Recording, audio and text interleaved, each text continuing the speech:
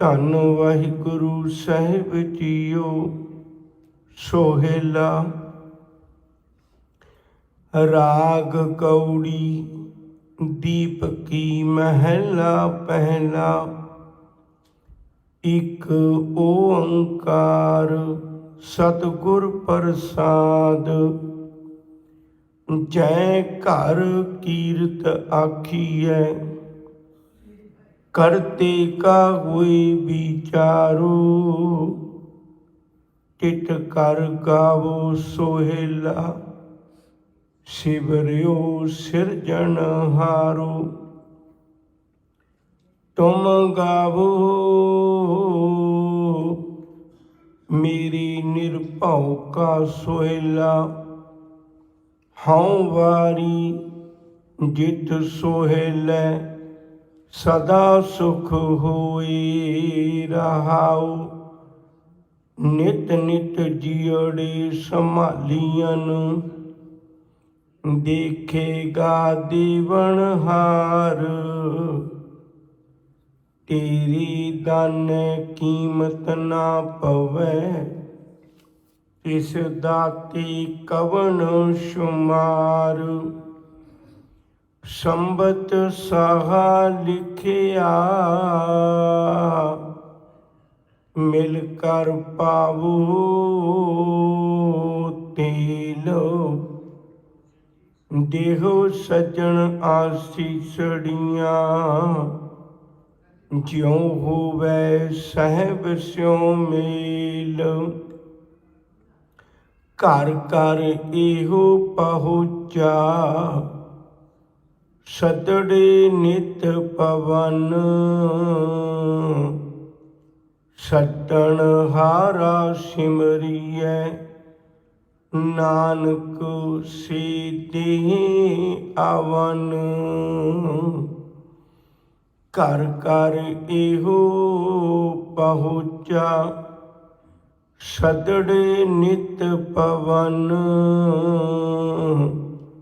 ਸੱਜਣ ਹਾਰਾ ਸਿਮਰੀਐ ਨਾਨਕ ਸੇ ਦੇਹ ਆਵਨ। ਵਾਹਿਗੁਰੂ ਜੀ ਕਾ ਖਾਲਸਾ ਵਾਹਿਗੁਰੂ ਜੀ ਕੀ ਫਤਿਹ। ਮਨੁੱਖ ਨੂੰ ਰੱਬ ਨਾਲ ਮਿਲਾਪ ਕਰਵਾਉਣ ਲਈ ਸਤਿਗੁਰੂ ਜੀ ਨੇ ਉਹਦਾ ਵਸੀਲਾ, ਉਹਦਾ ਸਾਧਨ ਪਰਮੇਸ਼ਰ ਦੀ ਬਾਣੀ ਨੂੰ ਬਣਾਇਆ। ਸ਼ਬਦ ਵਿੱਚ ਇਹ ਖੂਬੀ ਹੁੰਦੀ ਹੈ, ਇਹ ਜਿੱਥੋਂ ਵੀ ਆਉਂਦਾ ਹੈ ਸਾਡੀ ਸੁਰਤ ਨੂੰ ਉੱਥੇ ਹੀ ਲੈ ਜਾਂਦਾ ਹੈ। ਸ਼ਬਦ ਭੈਣ ਕੋਲੋਂ ਆਵੇ, ਸਾਡੀ ਸੁਰਤ ਬਿਰਤ ਵਿੱਚ ਸ਼ਕਲ ਸੂਰਤ ਭੈਣ ਦੀ ਬਣ ਜਾਏਗੀ। ਸ਼ਬਦ ਪਿਤਾ ਕੋਲੋਂ ਆਵੇ, ਧਿਆਨ ਸਾਡਾ ਪਿਤਾ ਕੋਲ ਚਲਾ ਜਾਏਗਾ। ਸ਼ਬਦ ਕਿਸੇ ਜਾਨਵਰ ਦਾ ਹੋਵੇ, ਉਹਦਾ ਨਾਂ ਹੋਵੇ, ਸ਼ਬਦ ਕਿਸੇ ਵੀ ਚੀਜ਼ ਦਾ ਹੋਵੇ, ਜਿਹਦਾ ਹੋਵੇ ਉਹਦੇ ਕੋਲ ਲੈ ਜਾਏਗਾ। ਸ਼ਬਦ ਕਾਮ ਦਾ ਹੋਵੇ ਤੇ ਮਨੁੱਖ ਦੀ ਬਿਰਤੀ ਕਾਮੀ ਹੋ ਜਾਏਗੀ।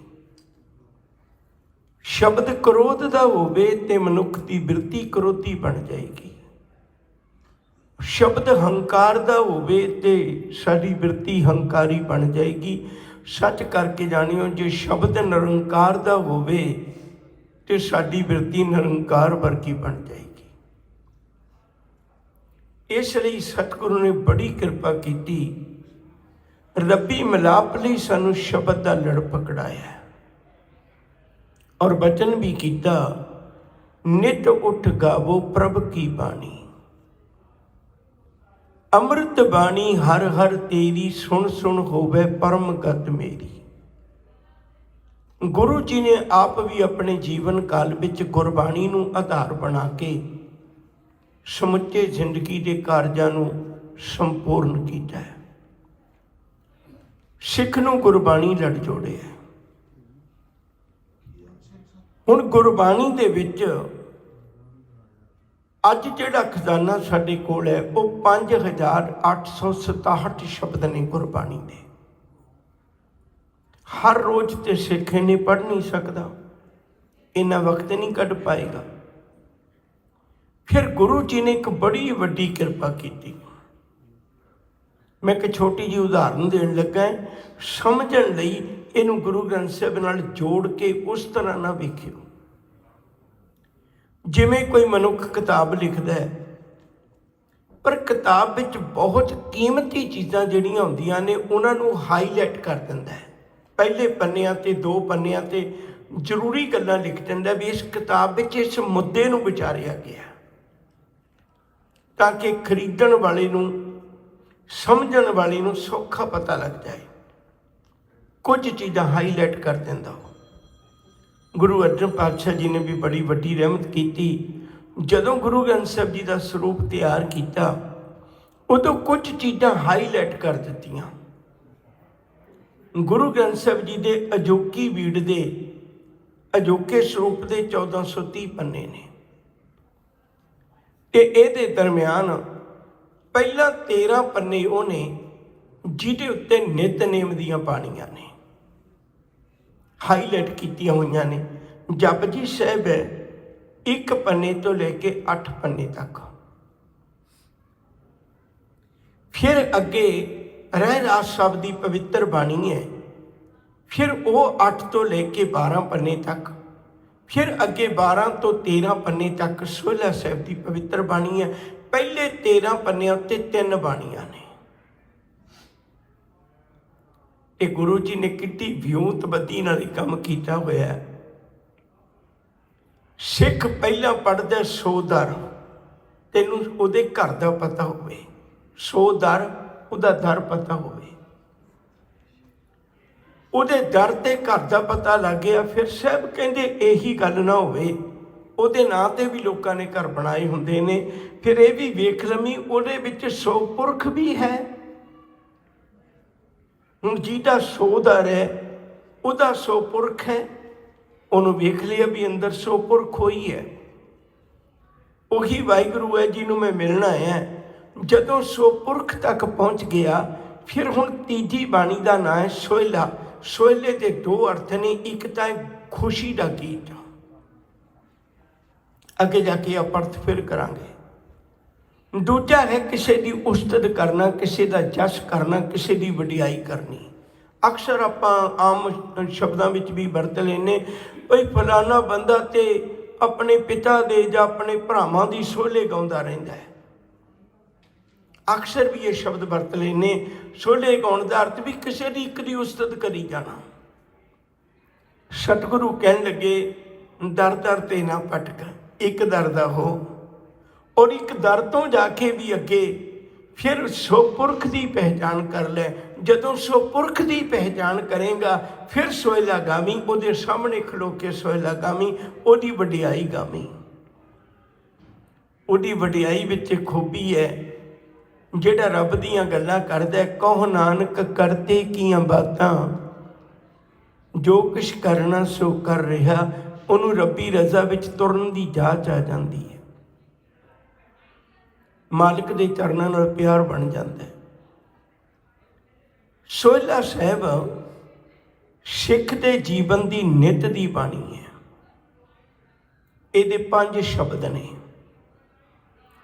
3 ਸ਼ਬਦ ਗੁਰੂ ਨਾਨਕ ਸਾਹਿਬ ਜੀ ਦੇ ਨੇ। ਪਹਿਲੇ 3 ਸ਼ਬਦ, ਇੱਕ ਦੀ ਵਿਚਾਰ ਅੱਜ ਆਪਾਂ ਕਰਨੀ ਹੈ। ਦੂਜਾ 6 ਘਰ 6 ਗੁਰ 6 ਉਪਦੇਸ਼, ਇਹ ਵੀ ਗੁਰੂ ਨਾਨਕ ਸਾਹਿਬ ਦਾ ਹੈ। ਤੀਜਾ ਸ਼ਬਦ ਹੈ ਗਗਨ ਮੈਂ ਥਾਲ ਰਵ, ਇਹ ਸ਼ਬਦ ਵੀ ਗੁਰੂ ਨਾਨਕ ਸਾਹਿਬ ਦਾ ਹੈ। ਚੌਥਾ ਸ਼ਬਦ ਧੰਨ ਗੁਰੂ ਰਾਮਦਾਸ ਜੀ ਦਾ ਹੈ। ਪੰਜਵਾਂ ਸ਼ਬਦ ਧੰਨ ਗੁਰੂ ਅਰਜਨ ਪਾਤਸ਼ਾਹ ਜੀ ਮਹਾਰਾਜ ਦਾ ਹੈ। ਔਰ ਇਹਨਾਂ ਸ਼ਬਦਾਂ ਦੇ ਵਿੱਚ ਗੌੜੀ ਜਿਹੜੀ ਹੈ, ਗੌੜੀ ਰਾਗ ਦੇ 3 ਸ਼ਬਦ ਆਏ ਨੇ। ਇੱਕ ਆਸਾ ਰਾਗ ਦਾ ਸ਼ਬਦ ਹੈ, 6 ਘਰ 6 ਗੁਰ 6 ਉਪਦੇਸ਼ ਵਾਲਾ।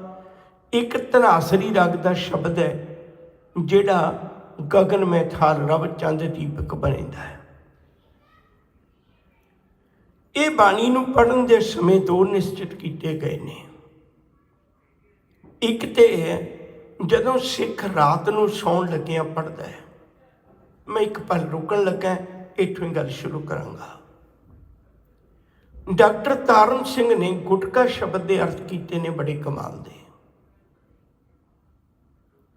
ਜਦੋਂ ਰਾਣੀ ਕਿਤੇ ਬਾਹਰ ਅੰਦਰ ਜਾਣਾ ਹੈ, ਜਾਂ ਆਮ ਧੀਆਂ ਬੱਚੀਆਂ ਦੀ ਵੀ ਗੱਲ ਕਰ ਲਈ ਆਪਾਂ, ਕਿਸੇ ਵਿਆਹ ਸ਼ਾਦੀ ਤੇ ਕਿਸੇ ਖਾਸ ਫੰਕਸ਼ਨ ਤੇ ਜਾਣਾ, ਉਦੋਂ ਇਹ ਸਾਰੇ ਗਹਿਣੇ ਪਹਿਨਦੀਆਂ ਨੇ। ਪਰ ਜਿਸ ਦਿਨ ਇਹਨਾਂ ਨੇ ਘਰ ਵਿੱਚ ਰਹਿਣਾ ਹੈ, ਹਰ ਰੋਜ਼ ਘਰ ਵਿੱਚ ਆਪਣਾ ਜੀਵਨ ਗੁਜ਼ਾਰਨਾ ਹੈ, ਉਸ ਦਿਨ ਇਹ ਧੀਆਂ ਬੱਚੀਆਂ ਫਿਰ ਨਿੱਤ ਦੇ ਗਹਿਣੇ ਪਹਿਨਦੀਆਂ ਨੇ, ਜਿਵੇਂ ਹਲਕੇ ਜਿਹੇ ਜਿਹੜੇ ਰੋਜ਼ ਪਹਿਨੇ ਜਾਂਦੇ ਨੇ। ਜਦੋਂ ਸੌਣਾ ਹੈ ਤੇ ਉਹ ਗਹਿਣੇ ਵੀ ਉਤਾਰ ਕੇ ਰੱਖ ਲਏ ਜਾਂਦੇ ਨੇ। ਜਿਹੜੇ ਗਹਿਣੇ ਖਾਸ ਨੇ ਸਾਰੇ ਨੇ ਉਹ ਆਪਾਂ ਲੋਕਰ ਵਿੱਚ ਰੱਖ ਦਿੰਦੇ ਹਾਂ। ਜਿਹੜੇ ਗਹਿਣੇ ਰੋਜ਼ ਪਹਿਨੇ ਜਾਂਦੇ ਨੇ, ਜਿਹੜੇ ਉਹਨਾਂ ਨੂੰ ਰੱਖਣ ਦੀ ਡੱਬੀ ਹੈ, ਉਹਦਾ ਨਾਮ ਗੁਟਕਾ ਹੁੰਦਾ ਹੈ। ਸਿੱਖ ਲਈ ਸਾਰੀ ਬਾਣੀ ਇੱਕ ਜੀਵਨ ਦਾ ਗਹਿਣਾ ਹੈ। ਪਰ ਸਿੱਖ ਜਿਹੜੇ ਰੋਜ਼ ਗਹਿਣੇ ਪਹਿਨਦਾ, ਬਾਣੀਆਂ ਦੇ ਨਿਤਨੇਮ ਕਰਦਾ, ਉਹਨਾਂ ਨਿਤਨੇਮ ਦੇ ਗਹਿਣਿਆਂ ਨੂੰ ਗੁਟਕੇ ਵਿੱਚ, ਗੁਟਕੇ ਦਾ ਅਰਥ ਹੈ ਉਹ ਡੱਬੀ ਜਿਹਦੇ ਵਿੱਚ ਨਿੱਤ ਦੇ ਗਹਿਣੇ ਸਿੱਖ ਪਹਿਨ ਕੇ ਤੇ ਮਾਲਕ ਦੇ ਕੋਲ ਰੱਖਦਾ ਹੈ। ਗੁਟਕੇ ਦਾ ਅਰਥ ਹੈ ਨਿੱਤ ਦੇ ਪਹਿਨਣ ਵਾਲੇ ਗਹਿਣੇ ਜਿਹਦੇ ਵਿੱਚ ਰੱਖੇ ਜਾਂਦੇ ਨੇ। ਸਿੱਖ ਨਿੱਤ ਦੀ ਬਾਣੀ ਦੇ ਵਿੱਚੋਂ ਸੋਹਿਲਾ ਸਾਹਿਬ ਇੱਕ ਬਾਣੀ ਹੈ।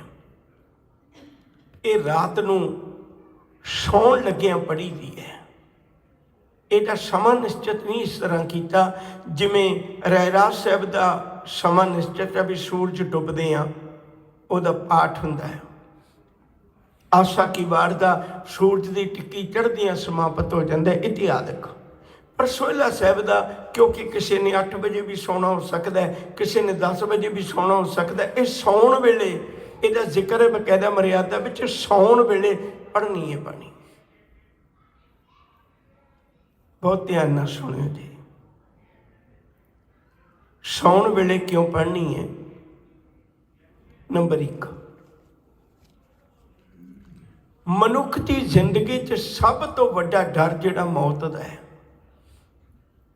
ਸਤਿਗੁਰੂ ਨੇ ਮੌਤ ਦੇ ਗੀਤ ਨੂੰ ਸੋਹਿਲਾ ਬਣਾ ਕੇ ਗਾ ਦਿੱਤਾ, ਖੁਸ਼ੀ ਦਾ ਗੀਤ ਬਣਾ ਕੇ ਗਾ ਦਿੱਤਾ। ਇਹ ਜਿਹੜਾ ਜਿਹਦੀ ਜਿੰਨੀ ਤਕੜੀ ਇਬਾਦਤ ਹੁੰਦੀ ਹੈ, ਉਹਦੀ ਓਨੀ ਤਕੜੀ ਸ਼ਹਾਦਤ ਹੁੰਦੀ ਹੈ। ਇਹ ਗੱਲ ਚੇਤਾ ਰੱਖਿਓ। ਕਿਸੇ ਨਿੱਕਾ ਜਿਹਾ ਟੱਕ ਲੱਗ ਜਾਏ ਉਹ ਸਹਾਰਨਾ ਔਖਾ ਹੋ ਜਾਂਦਾ। ਕਿੰਨੇ ਤਸੀਹੇ ਚੱਲ ਲੈਂਦੇ ਨੇ ਗੁਰੂ ਕੇ ਸਿੱਖ, ਪਰ ਜ਼ਬਾਨੋਂ ਸੀ ਤੱਕ ਨਹੀਂ ਉਚਾਰਦੇ। ਯਕੀਨ ਕਰਕੇ ਜਾਣਿਓ, ਇਹ ਉਹੀ ਕਰ ਸਕਦੇ ਨੇ ਜਿਹਨਾਂ ਉੱਤੇ ਗੁਰੂ ਦੀ ਮਿਹਰ ਹੋਵੇ। ਗੁਰੂ ਦੀ ਮਿਹਰ ਤੋਂ ਬਿਨਾਂ ਨਹੀਂ। ਇੱਕ ਡੰਡਾ ਵੱਜਿਆਂ ਹਾਲਤ ਵਿਗੜ ਜਾਂਦੀ ਹੈ, ਜਿਹਦੇ ਉੱਤੇ ਗੁਰੂ ਰਹਿਮਤ ਕਰਦਾ ਹੈ, ਉਹਨੂੰ ਫਿਰ ਤਾਤੀ ਵਾਹ ਨਾ ਲੱਗ ਗਈ, ਪਾਰ ਬ੍ਰਹਮ ਸ਼ਰਨਾਈ, ਚੌਗਿਰਦ ਹਮਾਰੇ ਰਾਮ ਕਾਰ ਦੁੱਖ ਲੱਗੇ ਨਾ ਪਾਈ। ਸਤਿਗੁਰੂ ਨੇ ਕਿਰਪਾ ਕੀਤੀ, ਇਹਦੀ ਇਬਾਦਤ ਪੱਕੀ ਹੋ ਜਾਏ ਤਾਂ ਇਹਦੀ ਸ਼ਹਾਦਤ ਪੱਕੀ ਹੋ ਜਾਏਗੀ। ਇਹ ਡੋਲੇਗਾ ਨਹੀਂ। ਇਸ ਲਈ ਗੁਰੂ ਜੀ ਨੇ ਮੌਤ ਦੇ ਗੀਤ ਨੂੰ ਵੀ ਸੋਹਿਲੇ ਦਾ ਗੀਤ ਬਣਾ ਕੇ ਗਾ ਦਿੱਤਾ। ਮੌਤ ਦਾ ਡਰ ਦੂਰ ਕਰ ਦਿੱਤਾ, ਕੱਢ ਦਿੱਤਾ ਉਸ ਡਰ ਨੂੰ। ਔਰ ਮੈਂ ਬੇਨਤੀ ਕਰਾਂ ਆਪਣੀਆਂ ਧੀਆਂ ਬੱਚੀਆਂ ਨੂੰ, ਕਿਉਂਕਿ ਜ਼ਿੰਦਗੀ ਦੀ ਸ਼ੁਰੂਆਤ ਮਾਂ ਦੀ ਗੋਦ ਤੋਂ ਹੁੰਦੀ ਹੈ।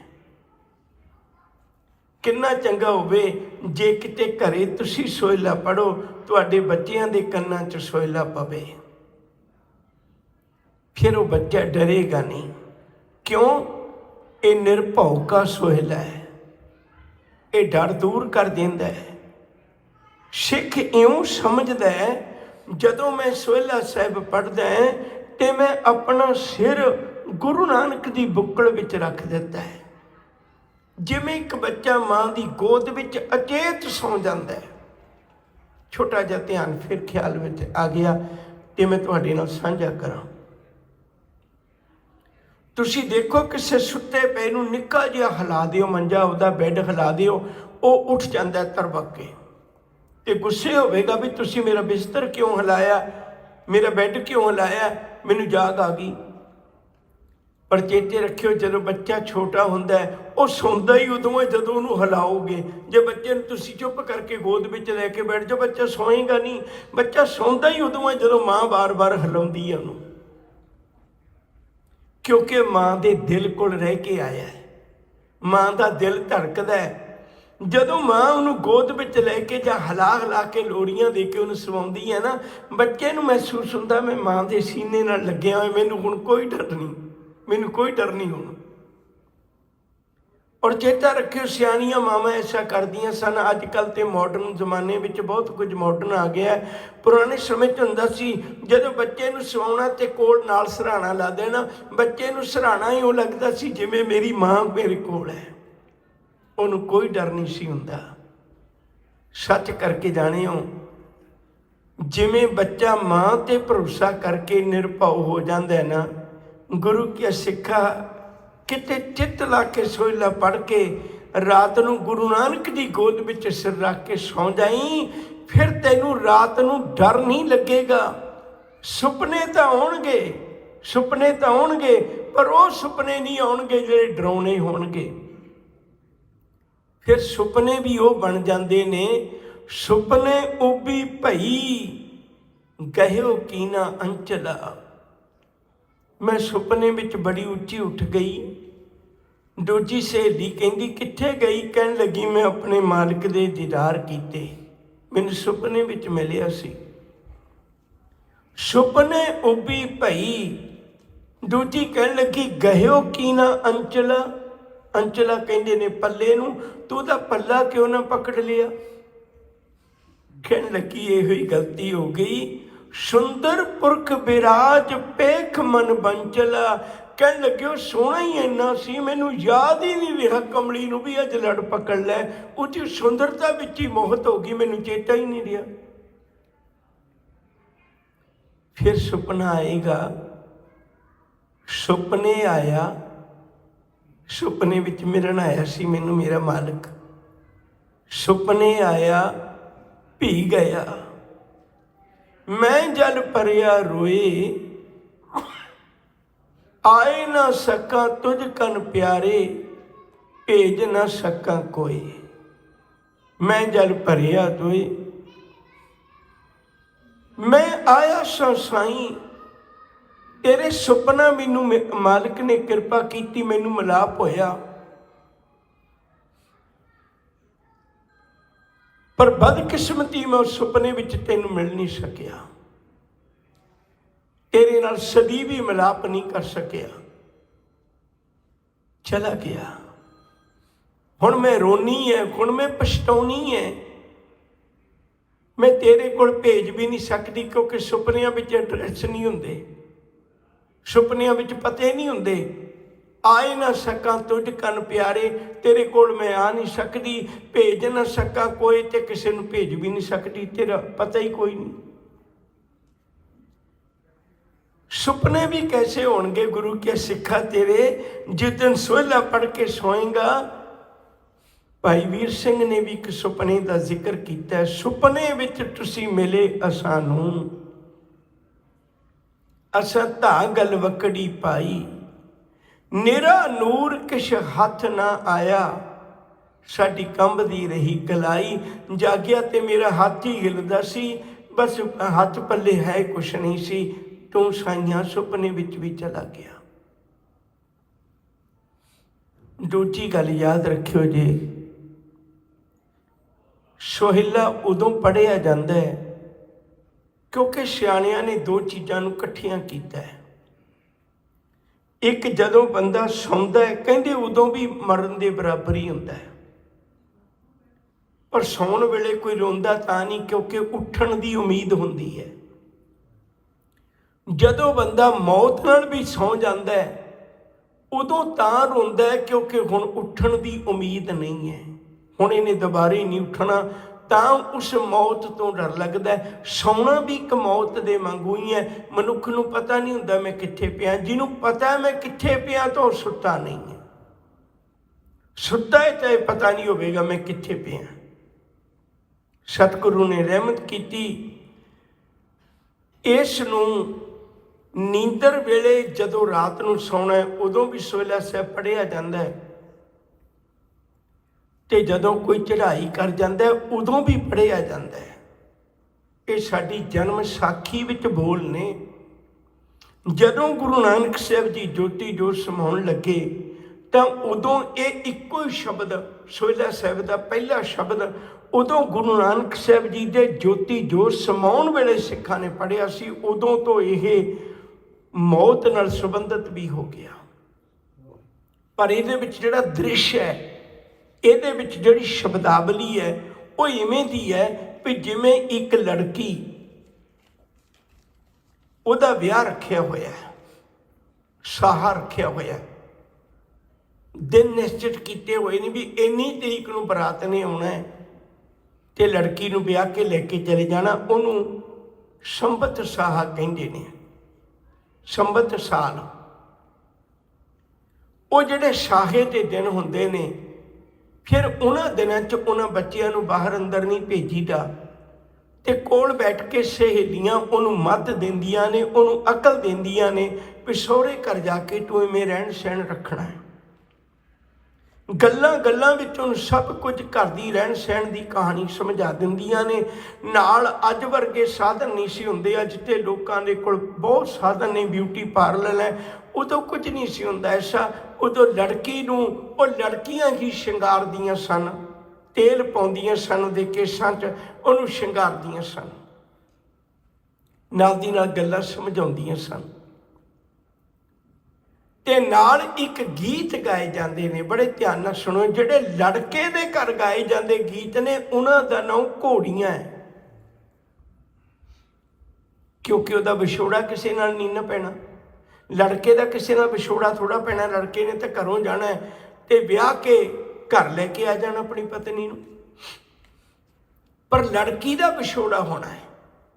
ਇਸ ਲਈ ਜਿਹੜੇ ਲੜਕੀ ਦੇ ਘਰ ਗੀਤ ਗਾਏ ਜਾਂਦੇ ਨੇ ਉਹ ਦੋ ਤਰ੍ਹਾਂ ਦੇ ਹੁੰਦੇ ਨੇ। ਇੱਕ ਸੁਹਾਗ ਦੇ ਵੀ ਤੇਰਾ ਤੇਰੇ ਪਤੀ ਨਾਲ ਮਿਲਾਪ ਹੋ ਜਾਏ। ਦੂਜਾ ਜਿਸ ਵਿਹੜੇ 'ਚ ਤੂੰ ਖਿੜ ਕੇ ਚੱਲੀ ਹੈ ਉਹਦੇ ਵਿਛੋੜੇ ਦੀ ਕਸ਼ਕ, ਉਹਦੇ ਵਿਛੋੜੇ ਦਾ ਦੁੱਖ।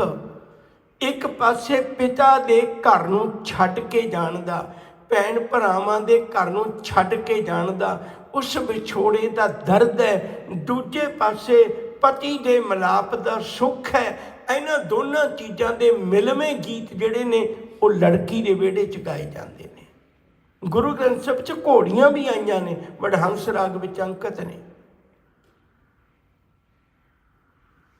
ਸਾਹਿਬ ਨੇ ਅੱਜ ਕਿਰਪਾ ਕੀਤੀ। ਇਹਨਾਂ ਦਿਨਾਂ 'ਚ ਆਪਾਂ ਸੋਹਿਲਾ ਸਾਹਿਬ ਦੀ 5 ਹੀ ਸ਼ਬਦ ਵਿਚਾਰਾਂਗੇ ਹੌਲੀ ਹੌਲੀ। ਅੱਜ ਪਹਿਲਾ ਮੁਬਾਰਕ ਸ਼ਬਦ ਆਪਾਂ ਵਿਚਾਰਨ ਲੱਗੇ ਹਾਂ। ਸੋਹਿਲਾ ਖੁਸ਼ੀ ਦਾ ਗੀਤ। ਇਹਦਾ ਨਾਮ ਸੋਹਿਲਾ ਕਿਉਂ ਰੱਖਿਆ ਹੈ?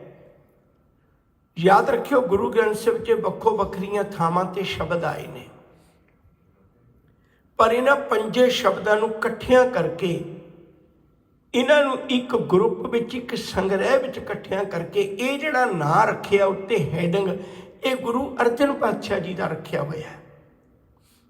ਕਈ ਵਾਰੀ ਮੈਂ ਬਹੁਤ ਵਾਰੀ ਤੁਹਾਡੇ ਨਾਲ ਅਰਜ਼ ਕਰਦਾ, ਦਿਲ 'ਚ ਬੜੇ ਉਬਾਲ ਉੱਠਦੇ ਨੇ ਪਰ ਅੰਦਰ ਹੀ ਦਬ ਜਾਂਦੇ ਨੇ। ਜਿਹੜੇ ਗੁਰੂ ਗ੍ਰੰਥ ਸਾਹਿਬ ਦੇ ਹੈਡਿੰਗ ਵੀ ਨੇ ਨਾ, ਉਹ ਵੀ ਬਾ ਕਮਾਲ ਨੇ। ਤੁਸੀਂ ਕਿਤੇ ਹੈਡਿੰਗ ਇਕੱਲੇ ਪੜ੍ਹੋ ਨਾ, ਹੈਡਿੰਗ ਵੀ ਬਾ ਕਮਾਲ ਨੇ। ਇਹ ਸਾਰੇ ਹੈਡਿੰਗ ਗੁਰੂ ਅਰਜਨ ਪਾਤਸ਼ਾਹ ਨੇ ਦਿੱਤੇ ਨੇ। ਸੋਹਿਲਾ ਖੁਸ਼ੀ ਦਾ ਗੀਤ ਹੈ। ਸਿੱਖ ਆਪਣਾ ਕਾਰਜ ਆਪੇ ਹੀ ਸਵਾਰ ਕੇ ਆਪੇ ਹੀ ਸੋਹਿਲਾ ਪੜ੍ਹ ਕੇ ਰਾਤ ਨੂੰ ਸੌਂਦਾ ਹੈ। ਰਾਗ ਗੌੜੀ, ਗੌੜੀ ਰਾਗ ਵਿੱਚ ਹੈ। ਗੁਰੂ ਗ੍ਰੰਥ ਸਾਹਿਬ 'ਚ ਗੌੜੀ ਰਾਗ ਕਾਫੀ ਲੰਮਾ ਹੈ। ਕਈ ਰਾਗ ਜਿਹੜੇ ਰਾਮਕਲੀ ਰਾਗ ਹੈ, ਮਾਰੂ ਰਾਗ ਹੈ, ਗੌੜੀ ਰਾਗ ਹੈ, ਇਹ ਲੰਮੇ ਰਾਗ ਨੇ। ਗੌੜੀ ਦੀਆਂ 12 ਕਿਸਮਾਂ ਗੁਰੂ ਗ੍ਰੰਥ ਸਾਹਿਬ 'ਚ ਆਈਆਂ ਨੇ। ਗੌੜੀ 12 ਕਿਸਮ ਦੀ ਹੈ। जिमें सोलह साहिब की बाणी विच ही दो किस्म की गौड़ी आ जाती है। एक गौड़ी की अगे किस्म है राग गौड़ी दीपकी, याद होएगा एक बार फिर पढ़ियो, राग गौड़ी दीपकी, ये धन गुरु नानक साहब जी ने वरते है। गौड़ी पूर्वी महला चौथा, गौड़ी पूर्वी महला पंजवां, वो सोलह साहिब के आखिरी शब्द ने, उत्थे गौड़ी पूर्वी किस्म की है।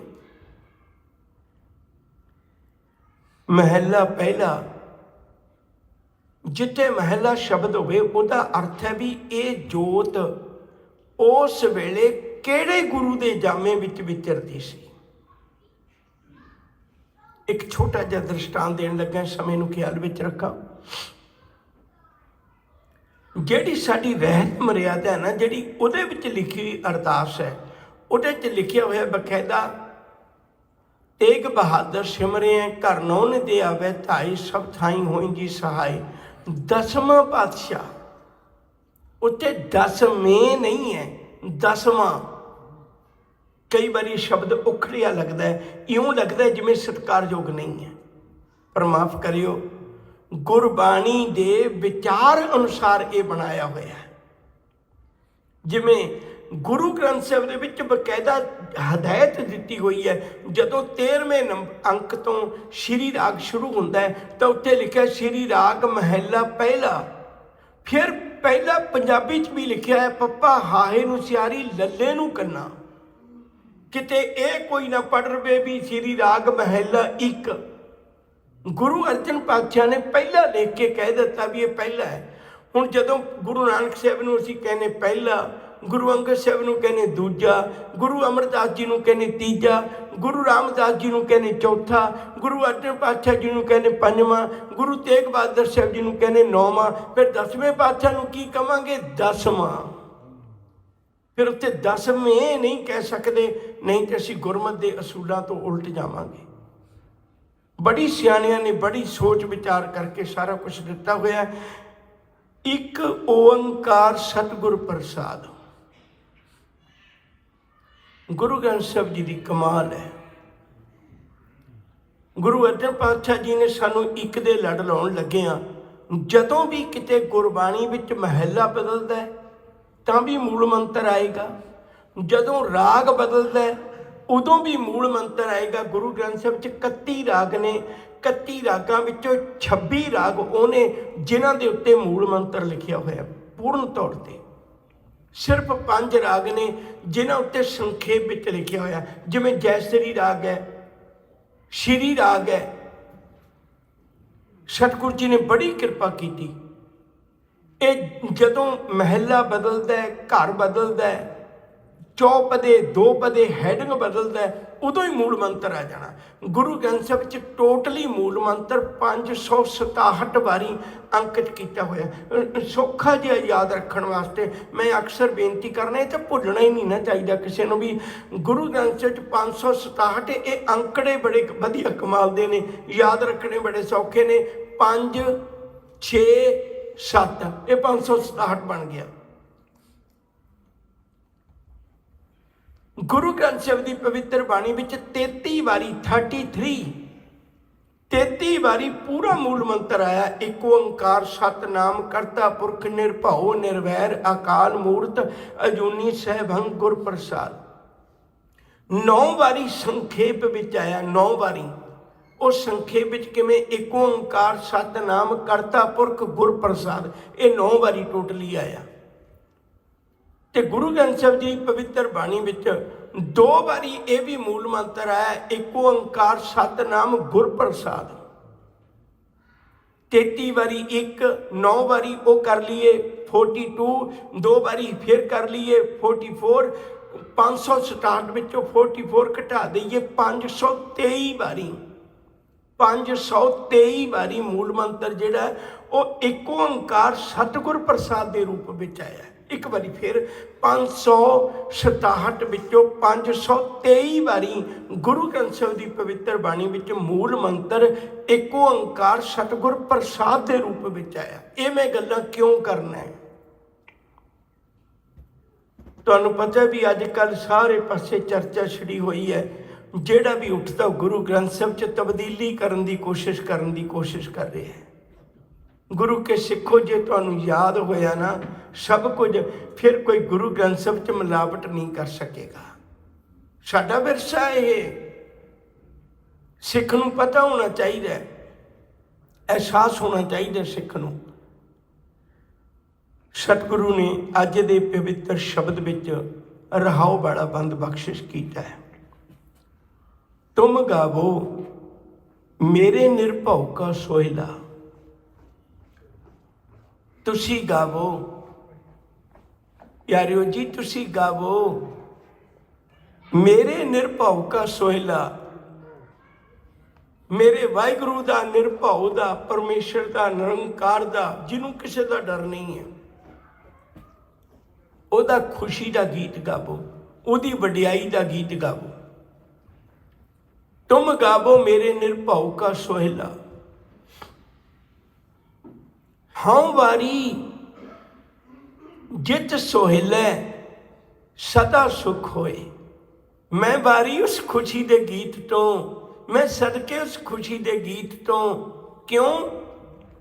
ਜਿਤ ਸੋਹਿਲੇ, ਜਿਸ ਸੋਹਿਲੇ ਦੇ ਨ ਪੜ੍ਹਿਆ ਸਦਾ ਸੁਖ ਹੋਏ। ਸਦੀਵੀ ਸੁਖ, 2-4 10 ਦਿਨਾਂ ਦਾ ਨਹੀਂ, ਸਦੀਵੀ ਸੁਖ, ਸਾਰੀ ਜ਼ਿੰਦਗੀ ਸੁਖ ਮਿਲੇਗਾ। ਤੁਮ ਗਾਵੋ ਮੇਰੇ ਨਿਰਭਉ ਕਾ ਸੋਹਿਲਾ। ਹਉ ਵਾਰੀ ਜਿਤ ਸੋਹਿਲੇ ਸਦਾ ਸੁਖ ਹੋਏ ਰਹਾਉ। ਇਹ ਰਹਾਉ ਵਾਲਾ ਬੰਦ ਹੈ ਅੱਜ ਦੇ ਇਸ ਪਾਵਨ ਬਚਨ ਵਿੱਚ। ਹੁਣ ਪਹਿਲੀਆਂ ਪੰਕਤੀਆਂ ਨੇ, ਜੈ ਘਰ ਕੀਰਤ ਆਖੀ ਹੈ ਕਰਤੇ ਕਾ ਕੋਈ ਵਿਚਾਰੋ। ਘਰ ਦਾ ਅਰਥ ਹੈ ਸੰਗਤ। ਜਿਸ ਸੰਗਤ ਵਿੱਚ, ਜਿਸ ਇਕੱਠ ਵਿੱਚ, ਜਿਸ ਵੀ ਅਸਥਾਨ ਦੇ ਉੱਤੇ ਜੈ ਘਰ ਕੀਰਤ ਆਖੀ ਹੈ, ਕੀਰਤੀ, ਵਡਿਆਈ, ਜਸ, ਉਪਮਾ, ਜਿਸ ਘਰ ਵਿੱਚ ਵੀ ਰੱਬ ਦੀ ਕੀਰਤੀ ਹੁੰਦੀ ਹੈ।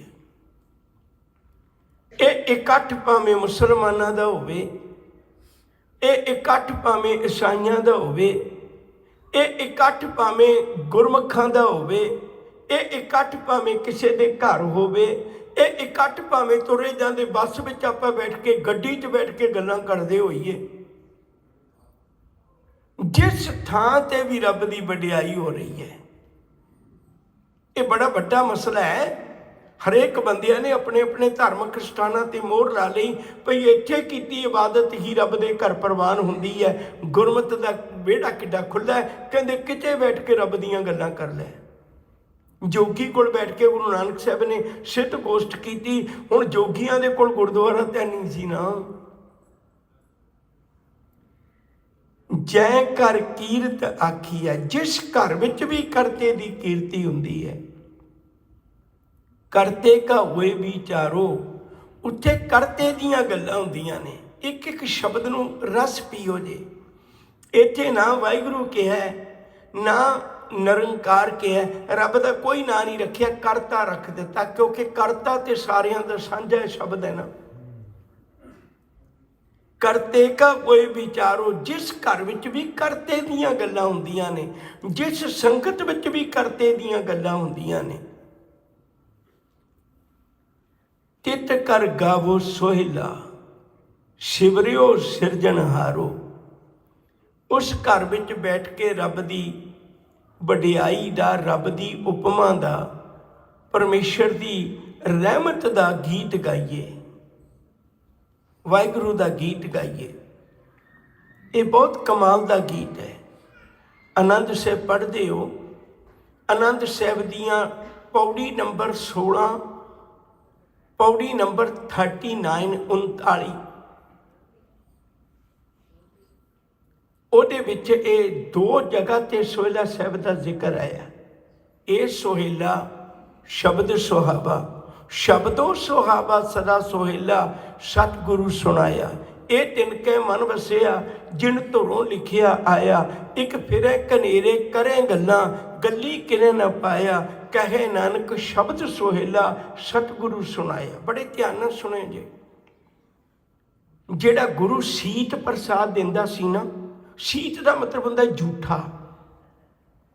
ਜਿਹੜਾ ਗੁਰੂ ਆਪਣੇ ਸਿੱਖਾਂ ਨੂੰ ਪ੍ਰਸ਼ਾਦ ਦਿੰਦਾ ਸੀ ਨਾ, ਉਹ ਆਹ ਪ੍ਰਸ਼ਾਦ ਨਹੀਂ ਵੀ ਇੱਕ ਬੁਰਕੀ ਜਿਵੇਂ ਅੱਜ ਦੇਹਧਾਰੀ ਕਰਦੇ ਆ ਵੀ ਕਿਸੇ ਦੇ ਖਾਣੇ ਵਿੱਚੋਂ ਇੱਕ ਬੁਰਕੀ ਤੋੜ ਕੇ ਪਾ ਲਈ, ਬਾਕੀ ਉਹਨੂੰ ਕਹਿਤਾ ਵੀ ਇਸੇ ਤਰ੍ਹਾਂ ਝੂਠਾ ਪਰਿਵਾਰ ਨੂੰ ਖਵਾ ਦੇ। ਇਹ ਨਹੀਂ ਸੀ।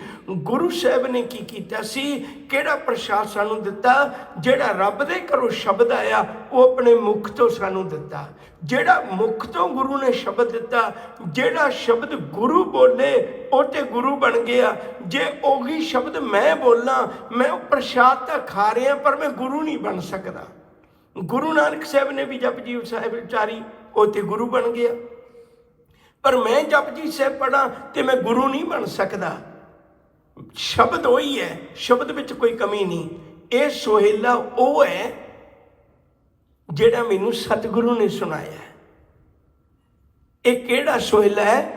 ਜਿਹਦੇ ਵਿੱਚ ਰੱਬ ਦੀ ਉਸਤਤ ਹੈ, ਜਿਹਦੇ ਵਿੱਚ ਪਰਮੇਸ਼ਰ ਦੀ ਵਡਿਆਈ ਹੈ, ਜਿਹਦੇ ਵਿੱਚ ਗੁਰੂ ਦੀ ਵੀ ਵਡਿਆਈ ਨਹੀਂ। ਗੁਰੂ ਨੇ ਆਪਣੀ ਵਡਿਆਈ ਨਹੀਂ ਕੀਤੀ, ਰੱਬ ਦੇ ਘਰ ਦੀਆਂ ਵਡਿਆਈਆਂ ਨੇ। ਇੱਕ ਫਿਰੇ ਕਨੇਰੇ ਕਰੇ ਗੱਲਾਂ। ਬੜੇ ਲੋਕ ਨੇ ਜਿਹੜੇ ਗਿਆਨ ਦੀਆਂ ਗੱਲਾਂ ਕਰਨਗੇ, ਪਰ ਇਹ ਗੱਲ ਚੇਤਾ ਰੱਖਿਓ, ਗੱਲੀ ਕਿਨੇ ਨਾ ਪਾਇਆ। ਇਹ ਸੋਹਿਲੇ ਨਾਲ ਹੀ ਪਾਇਆ ਜਾਣਾ ਰੱਬ, ਗੱਲਾਂ ਨਾਲ ਰੱਬ ਨਹੀਂ ਪਾਇਆ ਜਾਣਾ। ਗੱਲਾਂ ਕਰਨ ਵਾਲੇ ਬਹੁਤ ਨੇ, ਬੇਅੰਤ ਦੇਹਧਾਰੀ ਬੈਠੇ ਨੇ। ਇਹ 16 ਨੰਬਰ ਪੌੜੀ ਦੇ ਵਿੱਚ ਵੀ ਜ਼ਿਕਰ ਹੈ ਤੇ 39 ਨੰਬਰ ਪੌੜੀ 'ਚ ਵੀ ਪੜ੍ਹਦੇ ਹੋ। ਇਹ ਸਾਚਾ ਸੋਹਿਲਾ ਸਾਚੇ ਘਰ ਗਾਵੋ, ਗਾਵੋ ਤਾਂ ਸੋਹਿਲਾ ਘਰ ਸਾਚੇ। ਜਿੱਥੇ ਸਦਾ ਸੱਚ ਧਿਆਵੇ, ਸੱਚੋ ਧਿਆਵੇ ਜਾਂ ਤੁਰ ਪਾਵੇ। ਗੁਰਮੁਖ ਚ ਨਾ ਬੁਝਾਏ, ਕਹਿ ਨਾਨਕ ਸੱਚ ਸੋਹਿਲਾ ਸੱਚੇ ਘਰ।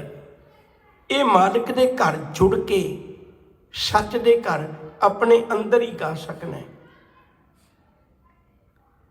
ਹਉ ਵਾਰ ਸਤਿਗੁਰੂ ਨੇ ਕਿਰਪਾ ਕੀਤੀ, ਤਿਤ ਕਰ ਗਾਵੋ ਸੋਹਿਲਾ ਸ਼ਿਵਰਿਓ ਸਿਰਜਣਹਾਰੋ। ਇਹ ਸ਼ਬਦ ਵਿੱਚ ਵੀ 3 ਵਾਰੀ ਸੋਹਿਲਾ ਸਾਹਿਬ ਦਾ ਨਾਂ ਆਇਆ। ਸ਼ਾਇਦ ਇਸੇ ਕਰਕੇ ਇਸ ਬਾਣੀ ਦਾ ਨਾਂ ਸੋਹਿਲਾ ਸਾਹਿਬ ਰੱਖਿਆ। ਇਹ ਹੈਡਿੰਗ ਗੁਰੂ ਨੇ ਦਿੱਤਾ ਹੈ। ਮੈਂ ਵਾਰ-ਵਾਰ ਬੇਨਤੀ ਕਰਾਂ, ਕੁਝ ਲੋਕਾਂ ਨੇ ਹੈਡਿੰਗ ਬਣਾ ਲਏ ਨੇ, ਜਿਵੇਂ ਦੁੱਖ ਭੰਜਨੀ। ਇਹ ਗੁਰੂ ਗ੍ਰੰਥ ਸਾਹਿਬ 'ਚ ਕਿਤੇ ਵੀ ਹੈਡਿੰਗ ਨਹੀਂ ਆਇਆ। ਸ਼ਬਦ ਹਜ਼ਾਰੇ ਇਹ ਗੁਰੂ ਗ੍ਰੰਥ ਸਾਹਿਬ 'ਚ ਹੈਡਿੰਗ ਨਹੀਂ ਹੈ, ਚੇਤੇ ਰੱਖਿਓ ਜੀ। ਇਹ ਅਸੀਂ ਭਾਵਨਾ ਵਾਲੇ ਲੋਕਾਂ ਨੇ ਬਣਾ ਲਏ ਨੇ, ਗੁਟਕਿਆਂ ਵਿੱਚ ਬਣਾ ਲਏ ਨੇ, ਪਰ ਗੁਰੂ ਗ੍ਰੰਥ ਸਾਹਿਬ 'ਚ ਨਹੀਂ ਹੈ। ਆਹ ਵਾਲਾ ਜਿਹੜਾ ਹੈਡਿੰਗ ਹੈ ਇਹ ਗੁਰੂ ਗ੍ਰੰਥ ਸਾਹਿਬ 'ਚ ਗੁਰੂ ਅਰਜਨ ਪਾਤਸ਼ਾਹ ਦਾ ਦਿੱਤਾ ਹੋਇਆ ਨਾਂ ਹੈ। ਸਾਹਿਬ ਜੀ ਕਿਰਪਾ ਕਰਦੇ, ਨਿਤ ਨਿਤ ਜੀਅੜੇ ਸੰਭਾਲੀਆਂ ਨੂੰ। ਹੁਣ ਸ਼ਾਮ ਦੀ ਬਾਣੀ ਹੈ ਔਰ ਕੈਸੀ ਕਮਾਲ ਹੈ। ਸਵੇਰੇ ਸਿੱਖ ਕੋਲ ਵਕਤ ਹੈ, ਉਦੋਂ ਬਾਣੀਆਂ ਵੀ ਲੰਮੀਆਂ ਨੇ, ਫਰੈਸ਼ ਹੈ, ਉੱਠਿਆ, ਹਜੇ ਕੰਮ ਧੰਦੇ ਸ਼ੁਰੂ ਨਹੀਂ ਕੀਤੇ ਤੇ ਜ਼ਿਆਦਾ ਟਾਈਮ ਦੇ ਸਕਦਾ ਹੈ। ਰਾਤ ਦਾ ਵਕਤ ਆਇਆ, ਥੱਕ ਕੇ ਆਇਆ ਕੰਮਾਂ ਕਾਰਾਂ ਤੇ, ਰਹਿਰਾਸ ਛੋਟੀ ਬਾਣੀ ਹੈ। ਹੁਣ ਬਿਲਕੁਲ ਬਿਸਤਰ ਤੇ ਬੈਠਾ, ਸੌਣ ਦੀ ਤਿਆਰੀ ਹੈ, ਨੀਂਦ ਨੇ ਘੇਰਾ ਪਾਇਆ ਹੋਇਆ। ਹੁਣ ਲੰਮੀ ਬਾਣੀ 'ਚ ਚਿੱਤ ਨਹੀਂ ਲੱਗ ਪਾਏਗਾ। ਸਤਿਗੁਰੂ ਨੇ ਕਿਰਪਾ ਕੀਤੀ, ਸਵੇਰ ਦੀਆਂ ਬਾਣੀਆਂ ਲੰਮੀਆਂ, ਰਹਿਰਾਸ ਉਦੋਂ ਛੋਟੀ। ਸੋਹਿਲਾ ਸਾਹਿਬ ਬਿਲਕੁਲ 5 ਸ਼ਬਦ ਨੇ, ਸਿਰਫ 5 ਸ਼ਬਦ। ਨਿਤ ਨਿਤ ਜੀਅੜੇ ਸੰਭਾਲੀਆਂ, ਹਰ ਰੋਜ਼ ਜੀਅੜੇ ਤੂੰ ਚੇਤੇ ਰੱਖਿਆ ਕਰ। ਜਦੋਂ ਬੰਦਾ ਸ਼ਾਮ ਨੂੰ ਆਉਂਦਾ ਹੈ, ਘਰ ਦੇ ਵਿੱਚ ਵਪਾਰਕ ਕੰਮਾਂ ਕਾਰਾਂ ਵਿੱਚ ਪਏ ਹੋਏ ਘਾਟੇ ਵਾਧਿਆਂ ਦੇ ਕਾਰਨ ਪਰੇਸ਼ਾਨ ਹੁੰਦਾ ਹੈ। ਹੁਣ ਆਹ ਹੈ ਸੋਹਿਲਾ, ਨਿਤ ਨਿਤ ਜੀਅੜੇ ਸੰਭਾਲੀਆਂ, ਦੇਖੇਗਾ ਦੇਵਨਹਾਰ। ਉਹ ਜੀਅੜੇ ਨਿਤ ਰੱਬ ਨੂੰ ਯਾਦ ਕਰ। ਦੇਖੇਗਾ ਦਾ ਅਰਥ ਹੁੰਦਾ ਸੰਭਾਲ ਕਰਨੀ। ਜਿਵੇਂ ਆਪਾਂ ਕਿਸੇ ਕੋਲ ਬੈਗ ਰੱਖ ਜਾਈਏ, ਉਹਨੂੰ ਕਹੀਏ ਵੀ ਮੇਰੇ ਬੈਗ ਵੱਲ ਮਾੜੀ ਜਿਹੀ ਨਜ਼ਰ ਰੱਖਿਓ। ਨਜ਼ਰ ਰੱਖਣ ਦਾ ਅਰਥ ਇਹ ਨਹੀਂ ਵੀ ਇਹਦੇ ਵੱਲ ਨਜ਼ਰ ਟਿਕਾ ਲੈ। ਨਜ਼ਰ ਰੱਖਣ ਦਾ ਅਰਥ ਹੈ ਵੀ ਜੀ ਸੰਭਾਲ ਕਰੀ, ਕੋਈ ਚੁੱਕ ਨਾ ਲੈ ਜਾ। ਦੇਖੇਗਾ ਦੇਵਨਹਾਰ, ਤੈਨੂੰ ਦੇਵਨਹਾਰ ਪਰਮੇਸ਼ਰ ਸੰਭਾਲੇਗਾ। ਮਨਾ ਕਿਉਂ ਵਾਧੇ ਘਾਟਿਆਂ 'ਚ ਰੋਜ਼ ਦਿਹਾੜੇ ਮਾਇਆ ਦੀ ਚਪੇੜਾ ਖਾਈ ਜਾਂਦਾ। ਤੈਨੂੰ ਮਾਲਕ ਰੱਖੇਗਾ। ਜੇ ਤੈਨੂੰ ਅੱਜ ਘਾਟਾ ਲੱਗਦਾ, ਉਹਨੇ ਕੱਲ ਕਿਧਰੇ ਨਾ ਕਿਧਰੇ ਤੇ ਵੱਧ ਕਰ ਦੇਣੇ ਨੇ। ਪਰ ਬੰਦੇ ਤੇ ਪ੍ਰਭਾਵ ਹੈ ਨਾ, ਮਾਇਆ ਦਾ ਪ੍ਰਭਾਵ ਬਹੁਤ ਹੈ। ਨਿਤ ਨਿਤ ਜੀੜੇ ਸੰਭਾਲੀਆਂ, ਦੇਖੇਗਾ ਦੇਵਨਹਾਰ, ਤੇਰੇ ਦਾਨੇ ਕੀਮਤ ਨਾ ਪਵੈ। ਤੇਰੀਆਂ ਤਾਂ ਦਿੱਤੀਆਂ ਦਾਤਾਂ ਦੀ ਕੋਈ ਕੀਮਤ ਨਹੀਂ ਪਾ ਸਕਦਾ। ਜਿਸ ਦਾਤੇ ਕਵਣ ਸ਼ੁਮਾਰ, ਉਹ ਦਾਤੇ ਦਾ ਕੀ ਅੰਤ ਪੈ ਸਕਦਾ। ਉਹ ਮੂਰਖ ਮਨਾ ਤੂੰ ਭਰੋਸਾ ਤੇ ਕਰ ਲੈ। ਰਾਤ ਨੂੰ ਉਹ ਬੰਦਾ ਕਿਵੇਂ ਨੀਂਦ ਦੀਆਂ ਗੋਲੀਆਂ ਲਏਗਾ, ਉਹਨੂੰ ਤੇ ਲੋੜ ਹੀ ਨਹੀਂ ਪੈਣੀ ਜਿਹਨੂੰ ਗੁਰੂ ਨਾਨਕ ਸਾਹਿਬ ਨੇ ਇਹੋ ਜਿਹੀਆਂ ਅਸੀਸਾਂ ਦਿੱਤੀਆਂ ਹੋਣ। ਤੇਰੇ ਦਾਨੇ ਕੀਮਤ ਨਾ ਪਵੇ, ਜਿਸ ਦਾਤੇ ਕਵਣ ਸ਼ੁਮਾਰ। ਦਾਤੇ ਦਾ ਕੀ ਅੰਤ ਪਾ ਸਕਣਾ। ਅਗਲੀ ਉਦਾਹਰਨ ਬੜੀ ਪਿਆਰੀ ਹੈ। ਸੰਬਤ ਸਾਹਾ ਲਿਖਿਆ, ਇਹਨੂੰ ਸ਼ਾਹਾ ਕਦੇ ਨਹੀਂ ਪੜ੍ਹਨਾ। ਸੰਬਤ ਸਾਲ, ਸਾਹਾ ਵਿਆਹ ਦੀ ਚਿੱਠੀ। ਲੜਕੀ ਵਾਲੇ ਲੜਕੇ ਵਾਲਿਆਂ ਨੂੰ ਇੱਕ ਚਿੱਠੀ ਭੇਜਦੇ ਨੇ, ਉਹਨੂੰ ਵਿਆਹ ਦੀ ਚਿੱਠੀ ਕਹਿੰਦੇ ਨੇ, ਸਾਹੇ ਦੀ ਚਿੱਠੀ ਕਹਿੰਦੇ ਨੇ। ਕਹਿੰਦੇ ਮਨਾ ਤੇਰਾ ਵੀ ਸੰਬਤ ਸਾਹਾ ਲਿਖਿਆ ਹੋਇਆ, ਮਿਲ ਕਰ ਪਾਵੋ ਤੇਲ, ਐ ਸਖੀਓ ਸਹੇਲੀਓ ਮੈਨੂੰ ਸ਼ਿੰਗਾਰ ਦਿਓ। ਇੱਕ ਬੇਨਤੀ ਕਰਾਂ ਪਿਆਰ ਵਾਲਿਓ, ਦੁਨੀਆ ਦੇ ਵਿੱਚ ਬਹੁਤ ਥਾਵਾਂ ਨੇ ਜਿੱਥੇ ਤਨ ਨੂੰ ਸ਼ਿੰਗਾਰਿਆ ਜਾਂਦਾ ਹੈ, ਪਰ ਸਤ ਸੰਗਤ ਗੁਰੂ ਨਾਨਕ ਦਾ ਘਰ ਉਹ ਹੈ ਜਿੱਥੇ ਮਨ ਨੂੰ ਸ਼ਿੰਗਾਰਿਆ ਜਾਂਦਾ ਹੈ। ਔਰ ਮਨ ਇੰਨਾ ਸ਼ਿੰਗਾਰਿਆ ਜਾਂਦਾ ਹੈ, ਇੰਨਾ ਸ਼ਿੰਗਾਰਿਆ ਜਾਂਦਾ ਹੈ, ਉਹ ਇੰਨਾ ਕਬੂਲ ਹੋ ਜਾਂਦਾ ਹੈ। ਜਿੰਨੀ ਨਾਮ ਤੇ ਆਇਆ ਗਏ ਮਸ਼ੱਕਤ ਕਾਲ, ਨਾਨਕ ਤੇ ਮੁਖ ਉਜਲੇ। ਉਹਨਾਂ ਦੇ ਮੂੰਹ ਬਹੁਤ ਸੋਹਣੇ ਹੋ ਜਾਂਦੇ ਨੇ, ਰੱਬ ਉਹਨਾਂ ਦਾ ਮੂੰਹ ਵੇਖ ਕੇ ਖੁਸ਼ ਹੁੰਦਾ ਹੈ। ਸਤਿਗੁਰੂ ਆਖਦੇ ਨੇ ਸੰਬਤ ਸਾਹਾ ਲਿਖਿਆ, ਮਿਲ ਕਰ ਪਾਵੋ ਤੇਲ, ਦੇਹੋ ਸੱਜਣ ਅਸੀਸੜੀਆਂ। ਉਹ ਸੱਜਣ ਮਿੱਤਰੋ ਸਹੇਲੀਓ ਮੈਨੂੰ ਇਹੋ ਜਿਹੀਆਂ ਅਸੀਸਾਂ ਦੇਵੋ, ਜਿਉਂ ਹੋਵੇ ਸਾਹਿਬ ਸਿਉ ਮੇਲ, ਜਿਹਦੇ ਨਾਲ ਮੇਰਾ ਮੇਰੇ ਪਤੀ ਨਾਲ ਮਿਲਾਪ ਹੋ ਜਾਏ। ਪਿੱਛੇ ਵੀ ਅਰਜ਼ ਕਰਦਾ ਰਿਹਾ, ਅੱਜ ਫਿਰ ਚੰਦ ਮਿੰਟ ਨੇ ਆਪਣੇ ਕੋਲ ਉਹਨਾਂ 'ਚ ਸਾਂਝਾ ਕਰਕੇ ਸਮਾਪਤੀ ਕਰੀਏ। ਬੜੇ ਧਿਆਨ ਨਾਲ ਸੁਣਿਓ। ਰਿਸ਼ਤਾ ਕੇਵਲ ਪਤੀ ਨਾਲ ਹੁੰਦਾ ਹੈ, ਬਾਕੀ ਰਿਸ਼ਤੇ ਬਣਦੇ ਨੇ। ਪਤੀ ਨਾਲ ਰਿਸ਼ਤਾ ਹੋ ਗਿਆ, ਸੱਸ ਵੀ ਬਣ ਗਈ, ਸਹੁਰਾ ਵੀ ਬਣ ਗਿਆ, ਨਨਾਣ ਵੀ ਬਣ ਗਈ, ਦੇਵਰ ਵੀ ਬਣ ਗਏ, ਸਾਰਾ ਕੁਝ ਬਣ ਗਿਆ। ਬਾਕੀ ਬਣਾਏ ਨਹੀਂ, ਬਣ ਗਏ। ਇੱਕ ਪਤੀ ਨਾਲ ਰਿਸ਼ਤਾ। ਜਿਸ ਦਿਨ ਪਤੀ ਨਾਲ ਰਿਸ਼ਤਾ ਟੁੱਟ ਗਿਆ, ਉਸ ਦਿਨ ਸਾਰੇ ਰਿਸ਼ਤੇ ਤੋੜੇ ਨਹੀਂ, ਆਪੇ ਟੁੱਟ ਗਏ। ਸਾਹਿਬ ਜੀ ਕਿਰਪਾ ਕਰਦੇ ਨੇ, ਜੇ ਮੇਰਾ ਸਾਹਿਬ ਨਾਲ ਹੀ ਮਿਲਾਪ ਨਾ ਹੋਇਆ ਤੇ ਮੇਰਾ ਤੇ ਕੋਈ ਵੀ ਰਿਸ਼ਤਾ ਨਹੀਂ ਨਾ ਜੁੜਨਾ। ਮੇਰਾ ਸਾਹਿਬ ਨਾਲ ਮਿਲਾਪ ਹੋ ਜਾਏ, ਬਾਕੀ ਰਿਸ਼ਤੇ ਆਪੇ ਜੁੜ ਜਾਣੇ ਨੇ। ਮੈਨੂੰ ਇਹੋ ਜਿਹੀਆਂ ਅਸੀਸਾਂ ਦਿਓ, ਮੈਂ ਆਪਣੇ ਕੰਤ ਸੁਹੇਲੜੇ ਨੂੰ, ਆਪਣੇ ਪਤੀ ਨੂੰ, ਆਪਣੇ ਪਰਮੇਸ਼ਰ ਨੂੰ ਪਾ ਜਾਵਾਂ। ਦੇਹੋ ਸੱਜਣ ਆਸੀਸੜੀਆਂ, ਜਿਉਂ ਹੋਵੇ ਸਾਹਿਬ ਸਿਉ ਮੇਲ। ਘਰ ਘਰ ਇਹੋ ਪਹੁੰਚਾ, ਪਹੁੰਚਾ, ਪਹੁੰਚਾ ਨਹੀਂ ਹੈ।